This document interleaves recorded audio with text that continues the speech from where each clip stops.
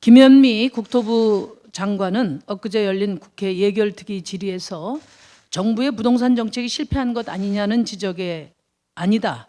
정책은 다 종합적으로 작동되고 있다고 답했습니다. 치솟는 집값에 고통받는 서민들에게는 분통이 터질 이야기입니다. 이 발언이 문재인 정부의 전반적인 인식을 반영한 것이라면 큰일이 아닐 수 없습니다. 6.17 대책을 포함해서 정부의 부동산 대책이 나올 때마다 정의당은 이런 땜질 처방, 핀셋 규제로는 집값을 잡을 수 없다고 거듭 지적해 왔습니다.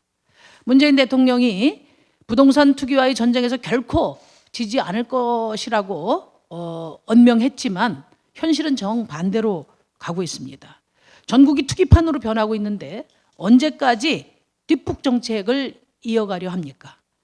이제 정부의 부동산 정책은 더 이상 신뢰를 잃었습니다. 정부는 지금까지 부동산 정책의 실패를 인정하고 국민들에게 사과해야 합니다. 그래야 부동산 가격 폭등을 막고 주거 안정을 이룰 수 있는 정책의 근본적 전환이 가능할 것입니다. 최근 정부는 다주택자 보유세 강화를 하겠다고 이야기했습니다. 분명히 해둘 것은 정의당이 지금까지 종부세 강화를 일관되게 주장해온 이유는 이 보유세가 단순히 투기 억제를 위한 경기적 대응 차원에서 다시 말씀드리겠습니다.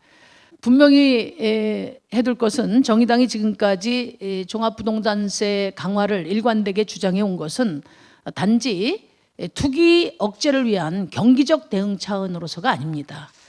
조세 부담의 형평성을 제고해서 자산 불평등 격차를 해소하고자 하는 종부세 취지에 부합하게 종부세를 정상화하라는 요구입니다.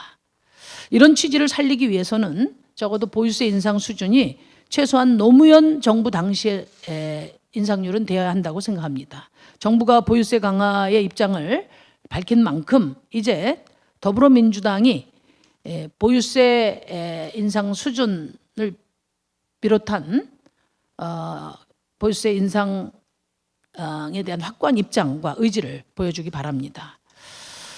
그리고 당장 지금 부동산 가격 폭등을 선도하고 있는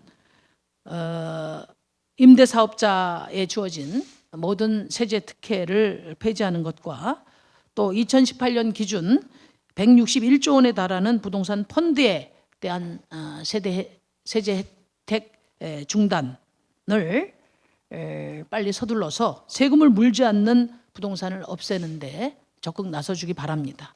한 가지 더 중요한 문제를 문재인 대통령께 요청합니다. 지난해 12월 노영민 비서실장은 6개월 시한을 두고 청와대 참모들에게 다주택 처분을 권고했습니다. 그러나 거의 이행되지 않았습니다. 지금 서민들은 정부의 부동산 정책이 뒷북 땜질 처방으로 일관하고 있는 이유가 청와대와 정부의 고위 관료들 중에 다주택자가 많기 때문이 아니냐 하는 의혹의 시선을 보내고 있습니다.